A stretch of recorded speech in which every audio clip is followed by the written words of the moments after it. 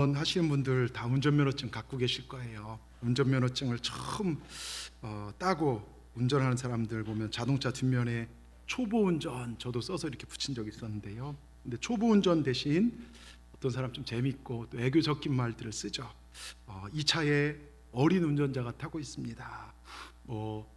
쌀 사러 나왔습니다.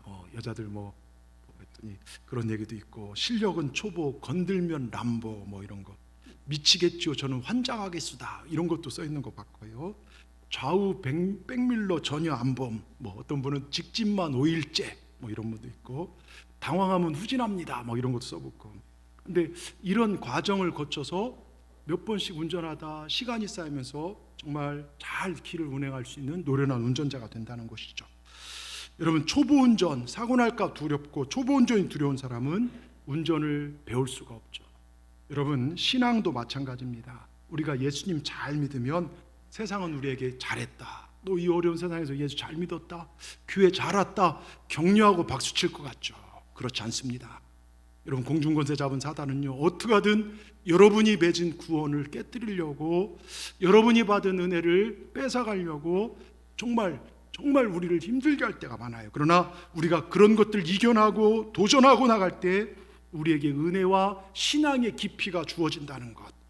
무섭다고 힘들다고 바쁘다고 피곤하고 이리저리 피해간 사람은 하나님의 깊은 신앙의 깊이와 은혜를 체험할 수 없다는 것을 기억하시기 바랍니다. 여러분 보세요. 하나님은 축복을 완성품으로 딱 던져두지 않으시더라고요. 이스라엘이 하나님께서 약속하신 가나안 땅, 젖과 꿀이는 출애굽에서 가나안 땅은 분명 하나님이시 거하시라는 그런 땅이었어요. 하나님의 선물입니다. 그런데 거기는 가보니까 완성된 제품이 아니에요. 정말 호텔이 지어있고 멋진 집이 지어져 있고 정말 같은 최고의 문화시설 이런 것들이 있는 게 아니에요.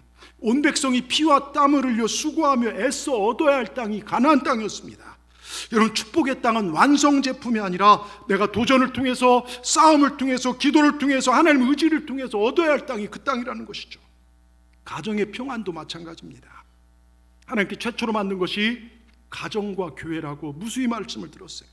그러니까 사단 입장에서 최고로 깨부수고 싶은 것도 가정과 교회입니다. 그런데 우리는 끝까지 믿음을 가지고 이겨내야 될 줄 믿습니다. 저는요, 저희 동산교회, 여러분 주보에 보면 주보 펴보세요. 주보에 6대 비전 표지에 6대 비전이 나와 있지 않습니까? 특별히 가정의 달, 오늘 스승의 달이지만 오늘 가정을 좀 생각해 보자게요. 여러분 보세요. 4번 5번에 뭐라고 써 있습니까? 같이 한번 읽어보겠습니다. 가정이 화목하고 자녀가 잘되고 자손 대대로 복을 받는 교회, 이런 교회가 되길 꿈꿉니다. 여러분, 오늘 이 성전에 예배드리는 여러분들 정말로 여러분 가정이 이런 가정이 되고 또 축복의 통로가 되며 믿음의 명문 가문이 되는, 정말 자손 대대로 그 명문 가문 되는 교회, 이게 되기를 진심으로 원합니다. 여러분, 시편 120편부터 134편까지 성전에 올라가는 노래라고 그 위에 보면 파랗게 글이 써 있어요. 표제가 붙어 있습니다. 이 시편은 성전에 올라가는 노래 9번째로 하나님을 경외할 때 가정이 복을 받는 내용입니다. 그러니까 시편 120편, 121편 눈을 들어 산을 보라, 환난만 세서 하나님을 의지하라, 별의별 정말 그런 얘기 나오는데, 이스라엘 사람들은 성전에 올라갈 때요, 이걸 다 외워요. 이 찬송을 부르는 거예요. 여러분, 오늘 성전에 올 때 어떤 마음으로 올라오셨습니까? 멀게는 저 돌산에서, 아니면 저 무선에서, 저 중림에서 오신 분도 계시고, 가깝게는 여기서 걸어오신 분도 계시고요. 어떤 마음으로 오셨습니까? 내가 하나님을 예배한다, 정말 내가 하나님을 경외한다, 하나님 오늘 내게 어떤 은혜를 주시렵니까? 내가 이 성전에 드디어 올라온다. 여러분, 이런 마음을 가지고 올라오시기 바랍니다. 이 시편을 통해요, 예배 때마다 불려지며 가정이 잘된 것은 모든 것이 하나님의 은혜임을 고백하고, 또한 후손들이 축복이 우선이 아니라 하나님을 경외하는 것이 먼저임을 하나님은 이 성경을 통해 우리에게 가르쳐주고 있습니다. 즉, 어떠한 환경에도 하나님을 인정하고 성전으로 올라가는, 즉 예배 중심의 삶을 살 때 하나님은 그 가정과 아내와 직장과 자녀까지도 하나님이 책임져 주신다는 내용이 오늘 성경의 말씀입니다.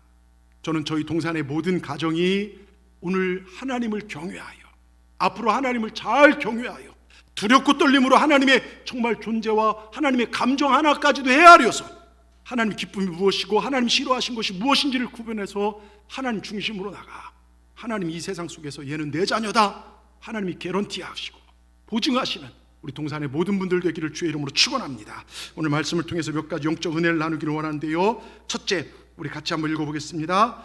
오직 여호와 하나님만을 경외하는 가정이 되십시오.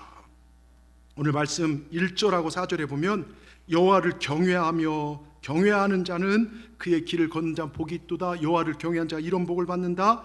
하나님 말씀이 나옵니다. 여러분, 요즘 속담이 많이 바뀐 거 아시죠? 예전엔 티끌 모아 태산 이런 얘기 있었지 않습니까? 작은 돈 같은 거 모아서. 근데 요즘은요, 티끌 모아도 태산이 아니라 바람만 불면 쑥 날아간대요. 버스 지나간 다음에 손 들어봤자 아무 소용없다 하지만요, 요즘 버스 지나갈 때요, 딱 손 들면요, 백밀러 보고 세워서 와서 태워준답니다. 서덕 식당계 3년에 라면 끓인다 뭐 이런 얘기 있잖아요. 요즘 식당계 3년이면 보신탕 된다는 그런 말로 바뀌었대요. 여러분, 세상은 이렇게 급변합니다. 그런데 하나님 말씀은요, 1.1핵도 변함이 없어요. 여러분 믿으십니까? 여러분, 없어지지 않고 그대로 이루어집니다. 자, 마태복음 5장 18절에 우리 예수님께서 친히 하나님의 말씀에 대해 이렇게 증언하셨어요. 우리 같이 한번 읽어보겠습니다. 진실로 너에게 이르노니 천지가 없어지기 전에는 율법의 1.1핵이라도 없어지지 아니하고 다 뭡니까? 결코 없어지지 아니하고 다 이루리라. 오늘 부족한 종을 통해 성령께서 여러분에게 말씀하실 때 하나님을 경외하면 이런 복을 받을 것이다, 가정이 복을 받을 것이다, 이 말씀을 붙잡으면 여러분의 삶이, 특별히 여러분의 가정이 하나님께서 복을 주시고 항상 그 복을 누리게 하실 줄 믿습니다. 여러분, 1852년 4월 10일 알제리에서 한 미국인이 죽었어요. 31년이 지날 때 미국 정부는 알제리에서 그분의 유해를 모시오기로 결정합니다. 그분의 유해를 싣는 군함이 도착했을 때 뉴욕 거리에는요, 조기가 나부끼고 정말 군악대가 연주하는 국가가 울려 퍼졌어요. 조기가 나부꼈다니까 뭐 먹는 조기가 하늘을 날라다 이런 게 아니고, 조기는 뭐냐? 여러분, 그 태극기, 우리나라 태극 같은 것을 바로 거는 게 아니라 조금 내려서 거는 그런 뭔가 국가 의식 행사 중에 이렇게 표현하는 조기를 나부끼고요. 그리고 막 대통령을 비롯하고 고위직 인사들과 수많은 시민들이 나와 그 머리를 숙이고 유해의 주인공에게 경의를 표합니다. 그런데 이 유해의 주인공이 도대체 누굴까? 정말 미국의 큰 공헌한 사람일까? 장군일까? 영웅일까? 전쟁 영웅일까? 아니에요. 이 사람 누구냐? 즐거운 우리 집이라는 노래의 가사를 쓴 사람이에요. 예? 즐거운 곳에서는 날 오라 하여도 내 쉴 곳은 작은 집 내 집뿐이리. 아시죠, 이 노래? 이걸 작곡한 분이에요. 오 사랑 나의 집 즐거운 벗 내 집뿐이리. 여러분, 여러분의 집은 즐거우십니까? 천국 같은 집이십니까? 어느 날 여러분의 자녀들이 여러분 앞에 딱 섰어요. 어머니, 아버지, 엄마, 아빠, 천국이 어떤 곳이에요? 그때 자신만만하게 천국은 우리 집과 같은 곳이란다. 여러분, 이렇게 말씀하실 수 있습니까? 예? 여러분, 행복한 아내는요, 행복한 남편을 만들어가고 행복한 가정을 만들어가요. 좋은 남편은요, 좋은 아내를 만들고 훌륭한 자녀를 만들 수 있다는 것이죠. 우리가 성경을 통해서 행복한 아내, 좋은 남편, 좋은 부모, 정말 효를 다하는 자녀가 되기를 주의 이름으로 축원합니다. 어떤 부인 집사님이요, 예수님을 믿지 않는 남편에게 교회 가자고 그렇게 졸라댔어요. 교회 가면 무슨 일이 일어나냐고 물었습니다. 교회 가면 당신 영원한 천국 간다 얘기를 했습니다. 그러면 당신은 교회 다니고 예수 믿으니까 천국 가겠네? 네, 나는 천국 가요. 그럼 나도 교회 다니면 천국에 가서 당신하고 살겠네? 그럼요. 그럼 나는 교회 안 가 그러더랍니다. 여러분, 혹시요, 여러분의 가족을 주님 앞으로 인도하지 못하는 걸림돌이 내 자신 아니었는지 한번 생각해 보십시오. 교회에서는 예배하고 거룩한데 함부로 말하고, 정말 요즘 청소년들이요, 부모 세대의 그 이중적인 모습 때문에 교회를 떠난다는 거예요. 내가 살고 있는 옆에 이웃들을, 내가 다니고 있는 직장 동료들을 주님 앞으로 인도하지 못하는 바로 걸림돌이 내가 되진 않았는지. 여러분, 마태복음 23장을 읽어보면요, 우리 주님께서 화 있을진저 외식하는 서기관과 바리새인들이 종교인들을 화 있을진저 계속해서, 근데 특징이 뭔지 아십니까? 자기도 천국에 못 들어가면서 다른 사람을 천국에 들어가기까지 가로막는다는 거예요. 여러분, 우린 종교인이 돼서는 안 됩니다. 우린 신앙인이 돼야 돼요. 아멘 하십시다. 여러분, 교회만 왔다 갔다 이게 아니라 말씀과 주님으로 내 삶을 채워야 된다는 것이죠. 제가 얼마 전 어디를 갔다가 왔더니 저희 아들놈이 얼마나 피곤했는지 집에 오자마자 방에 대자로 누워서 와, 집이 제일 편하다 그래요. 여러분, 집이 제일 편해야 합니다. 서로가 걸림돌이 아니라 디딤돌이 되어야 합니다. 부모는 자녀를 사랑하고 자녀는 부모에게 받는 게 당연한 게 아닙니다. 부모의 존재 자체 경외감으로 효를 다해야 된다, 지난주에 말씀드렸어요. 부모에게 효를 다하는 가정이 되어야 합니다. 집에는 평화가 넘치고 사랑이 출렁거리는, 그냥 집에 들어가면 마냥 좋아야 돼요. 교회도 마찬가지. 우리 교회 오면 마냥 좋은 교회, 그 누구라도 인정받고 그 누구라도 무릎 꿇고 기도할 수 있고, 여러분, 사랑하는 교회가 되어야 됩니다. 여러분과 저의 가정은 평화가 넘치고 사랑이 출렁이고 행복이 노래하는 가정들이 될 수 있기를 주의 이름으로 축원합니다. 그렇게 하기 위해서 어떻게 하냐? 오늘 성경은 하나님을 경외하는 것이 최고의 방법이라고 얘기합니다. 신명기 6장 24절을 이렇게 증거합니다. 여러분, 신명기 6장 24절, 여호와께서 우리에게 이 모든 규례를 지키라 명하셨으니 이는 우리로 우리 하나님 여호와를 경외하여 항상 복을 누리게 하기 위함. 여기를 보십시오. 하나님을 경외하여 항상 복을 누리게 하시기 위함이라. 신명기의 말씀과 정말 하나님 중심으로 살라는 하나님을 경외하라는 말씀 뭐냐? 우리가 복을 받고 항상 누리게 하기 위함이라는 거예요. 여러분이 하나님을 섬기고 말씀을 듣고 기도하는 것은 우리가 복을 받고 항상 하나님의 복을 누리기 위함입니다. 여러분, 하나님만 경외하시길 바랍니다. 나와 내 가정은 오직 하나님만 의지하기를 바랍니다. 그러면 항상 하나님께서 여러분에게 복을 주실 줄 믿습니다. 여러분, 우리가 살다 보면 어려움 당할 때도 있고 예수 믿는데도 자녀 문제로 힘들 때가 있어요. 어떤 분이 서울에 있을 때요, 중학교 3학년 다니는 아들이 학교에서 불량한 놈들과 싸우다가 뒤통수를 강목으로 맞았는데 눈알이 튀어나와 버린 거예요. 예? 여러분, 이 남 뒤통수 함부로 때리면 안 됩니다. 이게 약한 사람은 튀어나오더라고요. 그래서 정말 막 애들도 놀래고 이거 병원 들고 달려갔지만, 이 여러분, 눈이 여기 볼 때 쬐끄만 것 같죠? 근데 이 안에 들어가면 이게 거의 뭐랄까, 골프공만 하더라고요. 골프공보다 좀 더 큰 것 같아요. 이게 막 잘 안 들어가져요. 의사가 절망적으로 다시 안 들어갑니다. 놓을 수가 없군요. 근데 어머니 낙심하지 않고 그 옆에서 하나님을 경외하며 하나님만 의지합니다. 하나님 도와주십시오 기도합니다. 포기하냐 기도하는데요, 이게 쏙 들어갔어요. 예, 기적이죠. 근데 또 문제가 생겼어요. 눈이 들어가긴 했지만 시력을 상실해버렸어요.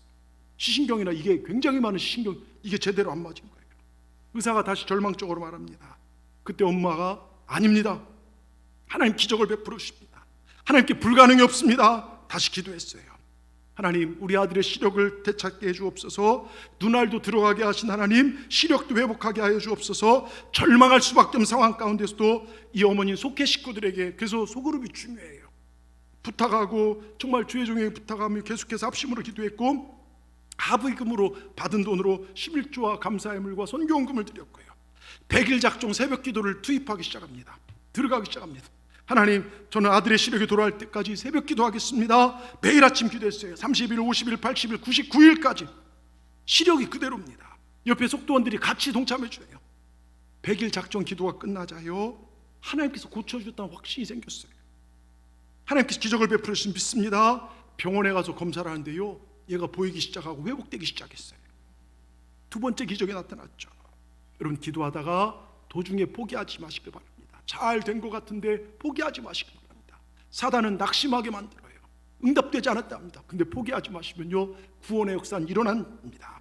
여러분, 우리가 하나님께서 응답을 주실 때까지, 능력을 주실 때까지, 그 응답을 눈으로 볼 때까지 끝까지 포기하지 않기를 주의 이름으로 축원합니다. 시편 50편 15절에 뭐라고 써 있습니까? 환난 날에 나를 부르라, 내가 너를 건지리니 네가 나를 영화롭게 하라. 환난 당하면요, 여러분, 딴 자리로 가지 마시고 성전으로 올라오시고 기도한 자리로 올라오시길 바랍니다.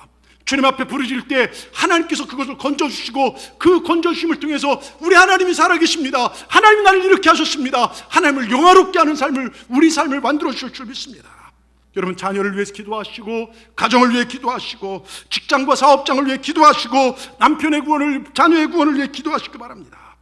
여러분, 하나님을 주인으로 모시는 가정 되어 하나님을 경외하여 하나님께서 복 주시는 귀한 우리 동산의 가정들 다 되기를 주님의 이름으로 축원합니다. 두 번째로요, 아내의 내조와 남편의 사랑이 아름다운 가정을 만든다는 거예요.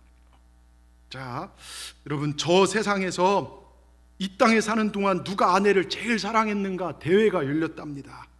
근데 각 나라 전직 대통령들이 금메달, 은메달, 동메달을 차지했대요. 저 세상입니다. 이 땅이 아닙니다.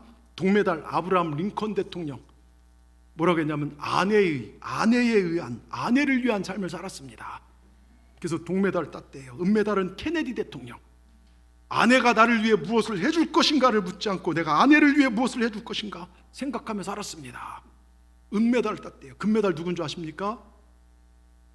고 박정희 대통령. 뭐라고 한 줄 아십니까? 나는 아내를 사랑하기 위한 역사적 사명을 가지고 태어났다. 웃자고 한 얘기인데 너무 심각하게 받아들이면 안 됩니다. 여러분, 우리 남편분들 아내를 잘 사랑하시길 주의 이름으로 축원합니다. 오늘 3절 4절에 보십시오. 3절 4절 제가 왜 이 두 번째 단락에서 이걸 먼저 깔고 하는지 잘 들으시기 바랍니다. 3절 4절에 같이 읽겠습니다. 네 집 안방에 있는 네 아내는 결실한 포도나무 같으며 네 식탁에 둘러앉은 자식들은 어린 감람나무 같으리로다. 여호와를 경외한 자는 이같이 복을 얻으리로다. 여러분, 여호와를 경외한 자는 이같이 복을 얻는데 그 복이 뭡니까? 가정의 결실한 포도나무 같은 역할을 감당하는 좋은 아내를 얻을 것이다. 여러분, 물을 구하기 힘든 그 고대 이 중동 땅에서요, 수분과 영양분을 공급받는 포도나무 같이요, 가정에서 남편과 자녀들에게 생명수를 공급하고 그들이 힘써 하나님을 섬길 수 있도록 힘을 주는 여성이 좋은 아내라는 거예요. 하나님을 경외할 때 좋은 아내가 될 수 있다는 거죠. 여러분, 요즘 남존여비라는 말 완전히 의미가 바뀐 거 아시죠? 원래 남자는 존귀하고 여자는 좀 비천하다 이런 뜻이 아주 이제 유교적 사상인데 요즘 바뀌었어요. 어떻게 바뀐지 아시죠? 남자의 존재 이유는 여자의 비유를 맞추기 위함이다. 우리 남자분들 잘 비유를 맞추시기 바랍니다. 예? 남편은 아내를 잘 이해해야 돼요. 목사님, 아침에 다르고 저녁에 다른 아내를 어떻게 해야 합니까? 이렇게 말하는 분이 계실지 모르겠는데 제가 살아보니까 여자가 원래 그렇더라고요. 예. 저도 정말 아내를 이해할 수 없어서 아침에 그렇게 밝았던 분이 환하게 웃으면서 콧소리 여보 잘 갔다 와요 하면서 애교까지도 부르는 그분이요, 저녁 되면 그 여자의 니은으로 바뀌더라고요. 예? 밖에 나갔다 오면 막 우울한 표정으로 막 화를 내기도 하고, 이런 아내를 제가 도저히 이해하지 못해서 어느 날 하나님께 여쭤봤어요. 주님, 제 아내가 제가 왜 저런지 모르겠어요. 그랬더니 다 너를 위해서다 그러시더라고요. 뭐가 저를 위한 것입니까? 야, 네가 한평생 한 여자와 살았는데 늘 똑같아 봐라. 지겨워지지 않겠냐? 아침 다르고 저녁 다르니 얼마나 좋냐? 여러분, 변화무쌍한 것이 좋은 것이죠. 예. 그러니까 남편분은 아내를 그대로 잘 이해하시길 바랍니다. 원래 아침 저녁 다른 게 여자예요. 하나님 그렇게 만드셨어요. 근데 남자는 또 틀려. 저는 목사입니다만 좀 부끄러운 얘기지만 가끔 제가 시내를 나가봐요. 아내와 함께 시내를 이렇게 해서 저쪽 포로에서 이렇게 교회를 걸어올 때인데 구경하다 보면요, 관광객들 중에 아주 막 멋있게 생긴 이쁘게 생긴 여자분들이 눈에 띌 때가 있어요. 그럼 제가 눈이 돌아갈까 안 돌아갈까요? 어떻게 잘 아십니까? 일부 때는 전혀 그런 얘기를 안 하는, 일부 때는 그래도 눈치를 보더만 혹시 대답 잘못 오늘, 근데 저도 모르게 눈이 돌아가요. 제가 뭐 그 사람 살림살이 그런 게 아닌데 하나님께 저를 그렇게 창조하셨어요. 남자들은. 근데요, 이렇게 쳐다보면 저희 아내가 저를 착 꼬집어요. 그냥 꼬집는 게 아니라 목사님 그래요. 목사가 돼서 어딜 보냐 이겁니다. 예? 여러분, 하나님이 제 시각을, 남자의 시각을 그렇게 만들어줬어요. 남자들은 되게 오른쪽 뇌가 발달됐답니다. 이 오른쪽 뇌는 분석적이고 종합적이고 정보를 저장해요. 근데 여자는 되게 왼쪽 뇌가 발달된데 이건 정서적이고 감각적이랍니다. 그래서 혹시 집안에 복잡한 일이 있을 때 어려운 문제가 막 겹치면 남자들은 아우 골 아파, 머리 아파. 근데 여자는 뭐라고 합니까? 가슴 답답하다. 여자들은 그래요. 예?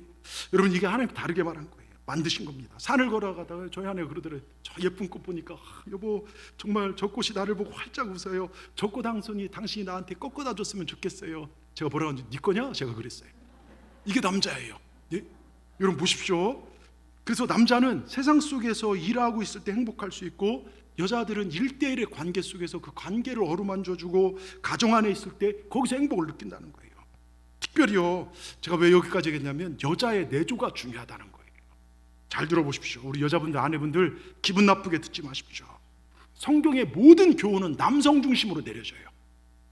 그런데 가정을 행복하게 가꾸기 위해서 어떻게 해야 될 것인가? 교훈은 말씀은 이 예 없이요, 남편들아 얘기하지 않고 아내들이요 얘기해요.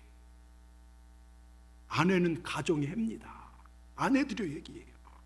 가정 행복은 여자하기 나름이라는 것이죠. 여러분, 남자와 여자가 싸움을 하면요, 이거 이유막론하고 여자 잘못입니다. 제가 남자라 얘기하는 게 아니라 남자는요, 결혼하고 나면 결혼 전부터 애예요, 다. 예, 그렇지 않습니까? 남편을 모시고 살아가는 것이 아니라 나이든 정말 장남 하나 있겠지 그렇게 생각하면 틀림없어요. 나이들은 할아버지도요, 자기 부인한테 가면 애가 되더라고요.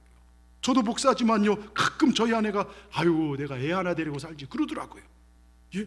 그러면 여자들은 성숙한 어른이고 남자들은 애기인데 애들 데리고 어른하고 싸우면 누구 잘못입니까? 예? 그 애 때문에 삐지면 누가 잘못한 겁니까? 애들 데리고 싸우는 어른이 잘못된 거죠. 여러분, 또 하나님께서 여자들에게 주신 것들이 많아요. 아름다운 미소를 줬어요. 여러분, 여자 미소가 이쁩니까? 남자 미소가 이쁩니까? 그렇죠, 여자 미소가 이뻐요. 제가 씩하고 미소 지면 전 미소도 잘 안 져요. 여러분, 또 여자는 눈물을 줬어요. 풍성한 어떤 감성 정서를 주고요, 언어를 하나님께 저들에게 줬는데요, 똑같은 말을 해도 남자들은요 거의 사무적 언어들을 많이 해요. 그것도 하루에 많이 써야 5,000단에서 8,000단. 근데 여자들은요 정서적인 개인 정서를 위해 서로를 정말 사람들을 어루만지 대하는데요, 하루에 15,000단에서 20,000단을 쓴대요. 엄청나게 써요. 하나님이 사람 만들 때 보면요, 남자를 말 한마디 하려면요, 이게 울림통이 아래서부터 이렇게 나와야 된대요. 그리고 울림통이 여자보다 3배가 더 크대요. 그러니까 말 한마디 하려면요 얼마나 힘든지 몰라요. 근데 여자들은 이게 날씬하게 생겼대요. 남자들은 말하려면 배에 힘줘야 되고 많은 바람이 나야 겨우 말이 돼요. 근데 여자들이 입만 벌리면 말이 튀어나와요. 예? 전화를 하더라도요, 저는 3분을 넘긴 적이 없어요. 할 말도 없고요. 근데 여자들은 1시간 30분 통화하고 나서 야, 자세한 얘기는 만나서 하자. 이게 여자입니다. 그래서 여러분, 부활하신 예수님을 첫 번째로 만난 사람들이 여자일까요, 남자일까요? 여자예요. 왜 그런 줄 아십니까? 예수님이 한 가지 안 진리가 그거예요. 남자한테 부활의 소식을 나타났자 전해지지 않는다. 여자들은 입이 싸니까 보여주면 바로 전거된다. 여러분, 여자들에게 나타나면 순식간에 세상에 전해집니다. 그래서 예수님께서 부활하신 다음에 남자들에게 먼저 가지 않고 여자들에게 나타난 겁니다. 여러분, 다 이 모든 게 하나님께 주신 축복이에요. 어쨌든 지혜로운 여자는 남편의 사랑을 받고 가정을 아름답게 꾸미지만, 어리석고 미련하고 게을른 여자는요 정말 이 눈의 연기처럼요 다른 사람 눈물 나게 만들어요. 우리는 예수 믿는 자로서 가정을 밝게 만드는 그런 일을 해야 될 줄 믿습니다. 여러분, 상하 패션이라는 사업체 의류업계에 성공하고 행복한 부부라고 소문난 부부의 간증인데요, IMF로 경제 한파가 닥쳤을 때 공장들이 망할 때 이분은 역으로 투자했어요. 헐값에 공장 하나를 사고 자본금 2천만 원을 가지고 공장 하나를 인수했는데 자금도 부족하고 물건도 팔리지 않고 공장이 제대로 돌아가지 않아요. 제가 서울에 있을 때 삼성의 인사과장 했던 분이 중국의 제일모직 담당하다가 한국 패션업계로 와서 그 가정에서 그분하고 식사하면서 이제 신방하는데 저 타워팰리스인가 사셔요. 그래서 신방하는데 그분이 그러더라고요. 목사님, 제가 IMF 시절에 몇 명을 인사과장하면서 몇 명을 잘라낸 줄 아십니까? 너무 힘들어서 목숨, 내일 신문에 죽은 사람 한강에 떠 있으면 전출하세요. 이런 분들이 되게 많았다는 거예요. 정말 힘들었다는 것입니다. 여러분, 정말 그렇게 힘들 때 이 남편이 어찌할 바를 모를 때 한숨 짓고 걱정하는 남편을 보며 아내가 내가 어떻게 내조할 것인가, 내 남편을 어떻게 살려낼 것인가, 그다 마음의 결심을 했어요. 그렇다, 내가 올바른 내조를 해야지. 보통 여자라는 집안일을 다 해가면서 매일 아침마다 교회 새벽 기도를 쌌습니다. 또 밤에 잠 안 자고 철야 기도를 합니다. 하나님 앞에 금식 기도를 했습니다. 보통 아내들이 하는 일을 다 해놓고 거기에 더하여 남편을 위해, 사업을 위해서 하나님 앞에 간절히 기도했습니다. 그런데요, 그렇게 기도하면서 정말 3개월, 4개월 지나지 않아서요 공장이 흑자로 돌았어요. 수입이 늘어나게 됩니다. 경제 한파가 전화위복이 돼요. 제가 코로나 때문에 잠깐 예배를 마친 거 이번 주부터 기업 예배를 담터랑 여기 해양조선에 가서 예배를 드립니다. 담터가 IMF 때 그렇게 어려웠지만 그 기도로요, 기도로 예배로 쭉 기업이 예배로 하나님 앞에 영광 돌리기 시작하니까요, 수많은 200개의 다리업계, 같이 출발했던 200개의 다리업계 업체들이 무슨 뭐 고려나 뭐 이런 것들이 다 없어지고 지금 그쪽에서 탑이 됐어요. 근데 그분들의 고백도 그래요. 하나님이 하시니까 되는구나. 하나님을 경외하니까 되는구나. 여러분 어렵고 힘들지만요, 하나님 앞에 기도할 때 하나님이 경제 한파가 전화위복이 되었고 경제적 풍요롭게 되었고 결혼 후 6년 동안 아이가 없었는데 하나님 앞에 기도하면서 하나님께 생명도 허락하셨다는 것이죠. 기도의 능력과 권능을 가지고 축복을 받아서 아들, 딸도 낳고 회사도 잘 되게 되고 하나님 앞에 큰 축복받고 선교에 귀하게 쓰임받고 있다는 것입니다. 여러분 가정과 직장에서 어려운 고난에 닥칠 때 우리가 어떻게 그걸 극복해야 할까요? 아내로서 어떻게 내줘야 합니까? 여러분 기도를 통해서 내 편을 내줘할 때 하나님의 도우심과 축복이 함께 있는 것을 믿으시길 주의 이름으로 축원합니다. 여러분 제가요, 제 얘기를 해서 죄송하지만 전도사로 있을 때 저희 아내를 만났어요. 서산에서. 제가 동산교회 전도사로 있다가 서산제일감리교회 충청남도 그 서산제일전도사로 갔습니다. 그때 다른 청년들보다 저희 아내가 제일 이쁘더라고요. 여러분이 봐도 이쁘죠? 대답이 시원치 않은데 하여튼 제 눈에 이뻤습니다. 제가 도장을 찍어놨어요, 마음으로만. 그런데 한마디 말도 못 걸었어요. 옆에 지나간데도 그냥 인사만 하고. 근데 저희 장모님이 저를 좋아하시는 거예요. 저희 장모님이 40일 금식 기도를 2번 하신 분이에요. 정말 기도해서 종갓집에서 다 죽어가는 집안을 기도로 정말 살려내신 분입니다. 근데 제가 가서 교회 학교도 부흥되고 아주 뜨겁게 막 찬양하고 하니까 거기 힘을 얻은지 어느 날 저를 막 이렇게 부르시더니 밥도 좋은 데 가서 사주시더니 전도사한테 양보까지 해주시는 거예요. 그래서 참 좋다 하고 있는데 어느 날 식당 갔는데요, 그 앞에 그 딸이 딱 있는 거예요. 너무 좋더라고요. 그래서 하여튼 저희 아내는 이제 서산에 살지 않고 서울에서 그 직장 생활하면서 서울 대학원 쪽으로 이렇게 공부하고 있었는데 저는 신학대학이 이제 대전에 있어서 제가 한밤중에 이제 저녁 무렵에 영어로 문자를 넣었어요. 당신이 보고 싶습니다 하고 이렇게 넣었더니 리얼리 진짜 그러더라고요. 또 그래서 제가 밤에 가서 대전역 가서 기차를 타고 밤기차를 타고 서울에 가서 만났어요. 그렇게 사랑하다가 사랑에 불이 타 목숨을 걸고 사랑하다 결혼했습니다. 그런데 결혼해보니 현실은 아니더라고요. 이름은 평화인데 평화가 아니에요. 그분과 그 저자의 니은이 같이 있더라고요. 엄청 싸우다가 솔직히 여러분에게 처음 말씀드리는 하여튼 모르겠어요. 어디 가서 이런 이야기 하지 않으시길 바랍니다. 여기서 들은 이야기 좋은 얘기는 막 퍼치세요.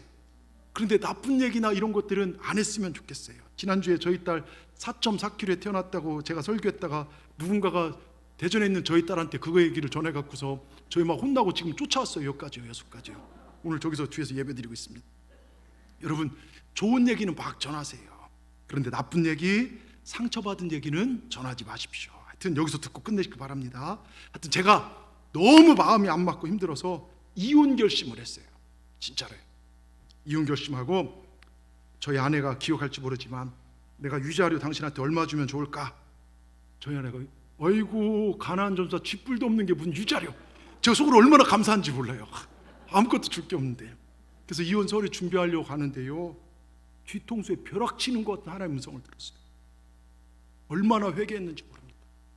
만약 그때 헤어졌으면 지금 행복 우리 저희 애들 아들 딸 못 봤을 거예요. 여러분 목회자의 가정을요 사단이 얼마나 깨뜨리는 줄 아십니까? 성도의 가정을 얼마나 깨뜨리려는 줄 노력한 줄 아십니까? 우린 정말 믿음 안에 하나님 경외하고 서야 돼요. 정말 주님의 은혜가 아니었다면요 이 자리에 여러분 저는 이 자리에 서 있지도 못했을 것이고 사랑한 자녀들 볼 수도 없을 것입니다. 마음에 큰 상처를 가지고 살아갔을 것입니다. 그렇지만 저희 가정이 하나님 말씀 앞에 무릎 꿇고 경외하며 살았더니 지금 얼마나 행복하게 사는지 몰라요. 여러분 서커스에서요 제일 스릴 있는 것이요 공중 그네 타기예요. 그네를 양쪽에 탁 해서요 쫙 타면서 공중에서 그네를 타다가 저쪽으로 팍 점프해서 막 몇 바퀴 돌고 그네를 탁 잡는 거예요. 보셨죠?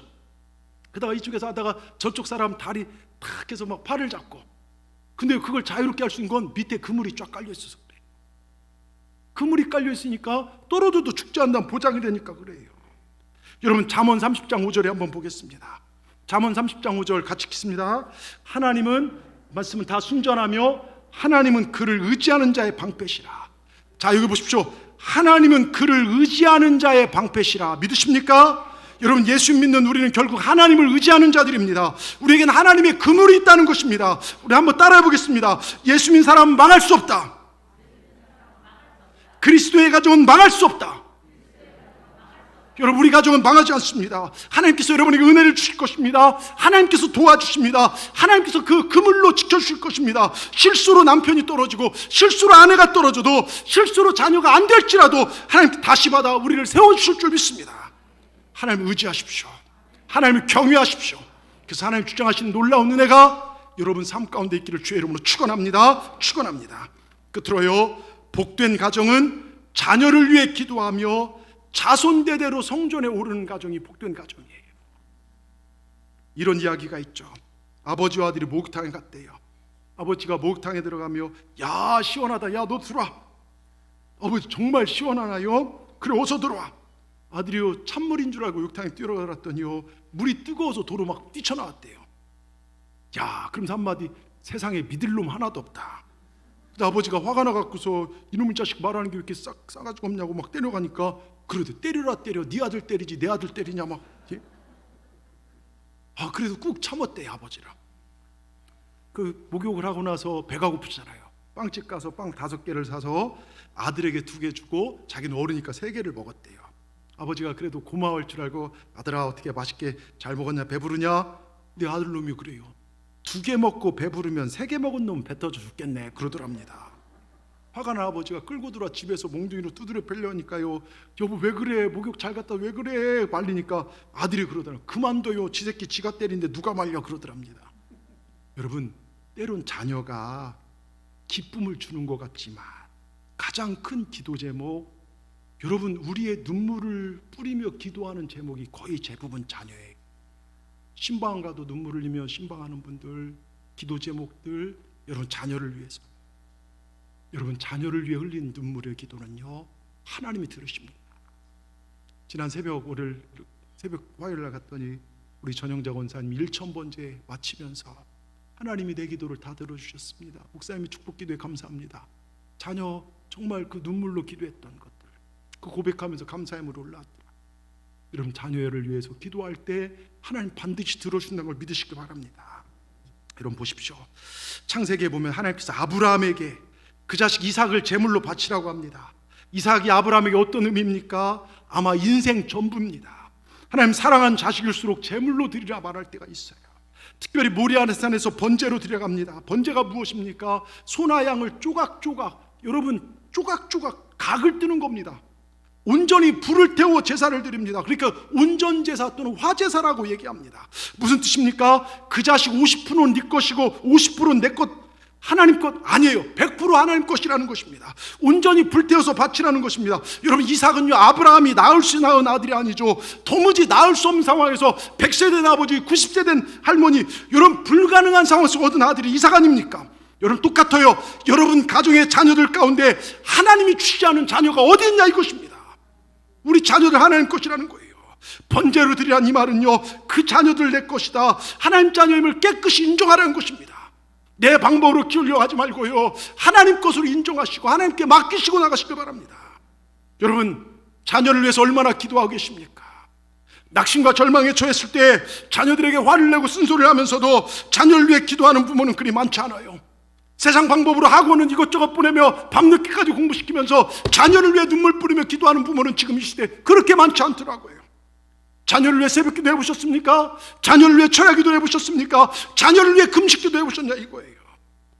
우리 신앙의 한국교회 초창기 1세대는요 목숨을 걸고 예배자리에 퍼대기에 자녀 업고 살아가서 기도하고 새벽 기도하고, 저도 어머니 등에 업혀서 새벽에 나갔던 것들이 기억나요.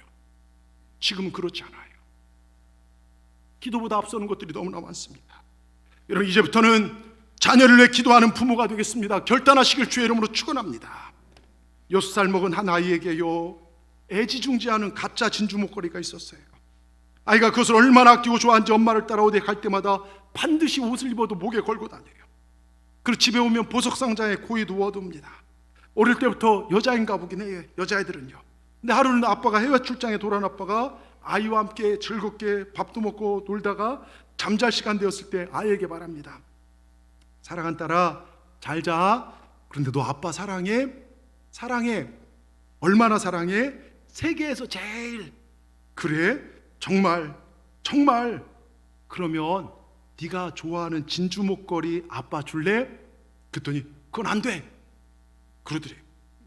아빠 내가 얼마나 좋아하는 건데 그건 안 돼. 그래 알았다. 잘 자라. 아빠가 자기 방으로 돌아간 후에 아이가 고민에 빠졌어요.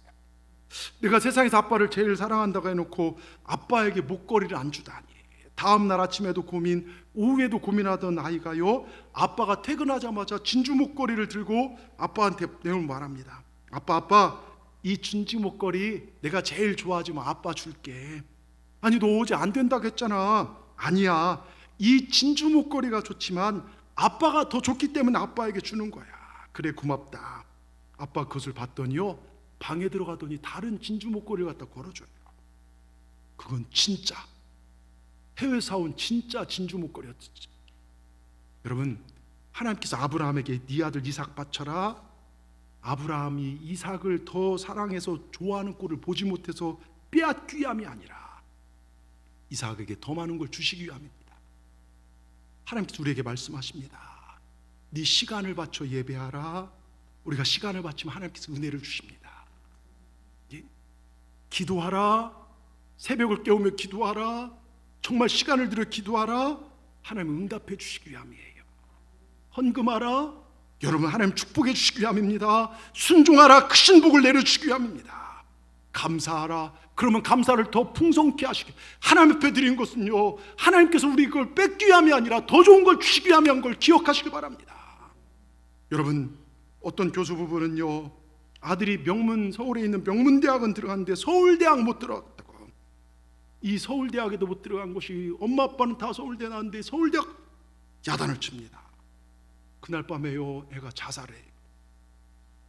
둘째 아들에게 열심히 공부를 했더니요, 그 둘째 아들님이 그래요. 걱정하지 마세요. 공부하다 안 되면 형 따라가죠. 그때 그 교수 부부가요, 아들에게 항복했습니다. 잘못했다.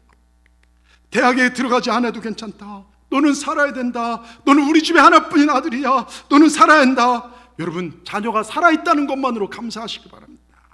그래 먼저 하나님께 감사를 드리고 아들 딸에게도요, 아들아 딸아 고맙다 해야 되는 것입니다. 공부를 못해도 고맙다고 해야 됩니다. 사실 공부보다는 게요, 대부분 유전적인 거예요. 예? 아들 성적표 받아오거든요. 자신의 성적표를 생각해 보시길 바랍니다. 제가 근데 이런 설교를 하기가 참, 이거 하면 꼭 애들이 받아쳐요. 저희 애들이. 아빠도 공부 못했잖아요. 예? 어제 제가 어느 글을 보니까 어느 집에서요, 진짜 특이한 일이 있어갖고서 나왔더라고요. 애가 이 성적표를 가지고 부모가 한 말이, 그게 딱 이렇게 기사도 하는데 부모가 뭐라고 한 줄 아십니까? 애가 성적표를 하는데 성적이 잘 나왔어요. 그 엄마 아빠가 딱 한번 성적 보더니, 아니 우리 둘은 진짜 빡대가리 돌대가리인데 어떻게 이런 애가 나왔나? 예? 이 기적이죠, 이런 게요. 예? 여러분, 하여튼 그렇게 정말 부모가 솔직하면 자녀들은 더 고마워한답니다. 딸아, 엄마는 공부를 잘하지 못했는데 넌 이렇게 공부를 잘해주니 정말 고맙다. 그러면 아이들이 얼마나 신바람 날까요?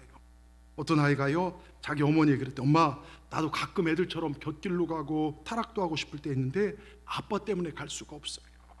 그 아버지가 아이에게 늘 아들아 딸아 고맙다, 바르게 살아주니 고맙다, 반듯하게 살아주니 고맙다, 정말 엄마 아빠 말 순종해줘서 고맙다, 하나님 잘 섬겨주니 고맙다.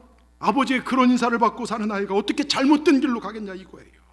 여러분도 아들아 딸아 고맙다, 귀하게 살아줘서 고맙다, 여러분 그렇게 해보시기 바랍니다. 아이들이 얼마나 좋아하겠습니까?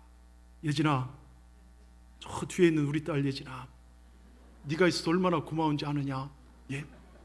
집에 가서 한번 해보시기 바랍니다. 여러분, 감사하면 자녀에게 감사할 때요, 그 자녀가 잘 되는 거예요. 부부간에도 마찬가지입니다. 여보, 저같이 못난 여자랑 이렇게 잘 살아요, 고마워요. 그렇게 해보십시오.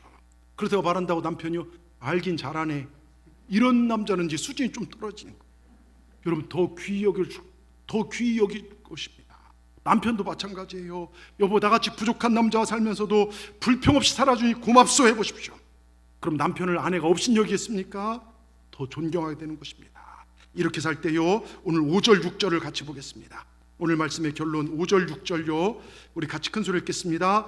여호와께서 시온에서 내게 복을 주실지어다. 너는 평생의 예루살렘의 번영을 보며 내 자식의 자식을 볼지어다. 이스라엘의 평강이 있을지로다. 시온이 어디입니까? 예배하는 처소입니다. 하나님을 높이는 처소입니다. 하나님을 경외하는 처소에서 여러분 복을 얻을 것이고 하나님 주시는 복을 받을 것이고, 너는 평생의 예루살렘, 우리가 살아가는 예배의 처소니 부흥하는 걸 볼 것입니다.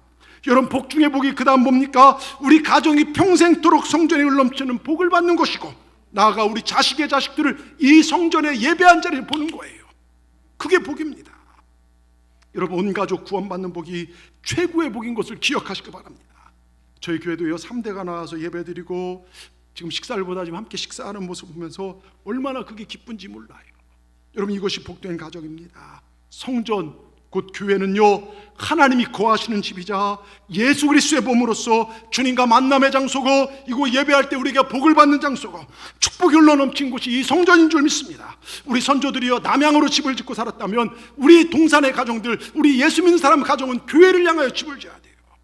여러분, 독일이라는 나라는요, 세계대전에 참패를 당한 뒤에 교회를 향해 집을 짓기 시작한대요. 그때 독일이 빠른 속도로 회복될 거예요. 우리 한국도요, 전쟁 뒤에요, 여러분 50년 60년 만에 이렇게 부흥할 줄은, 이건 세계의 기적 중에 기적입니다. 근데 어떡합니까? 성전을 향하여 모여들기 시작해요. 여러분, 한 어린아이가요,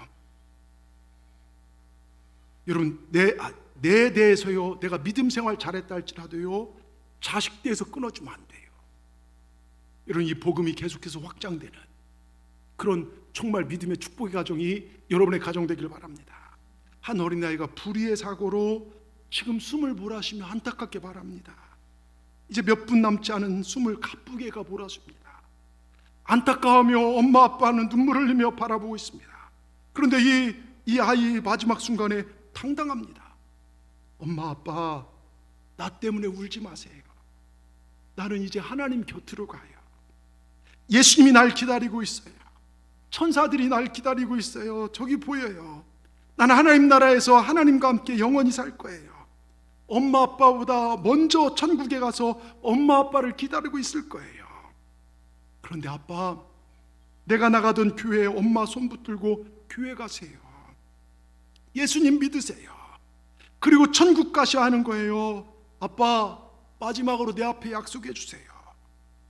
그런데 이 무정하고 냉담한 아버지, 끝내 입을 열지 못하고 침묵하고 맙니다.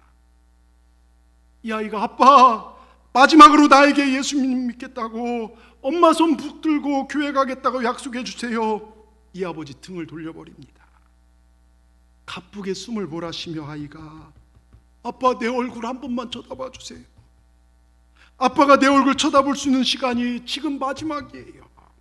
내가 우리 아빠 얼굴 쳐다볼 수 있는 마지막 순간이에요. 내가 예수님 앞에 가면 우리 아빠가 예수님을 왜 거절했냐고 말해야 돼요.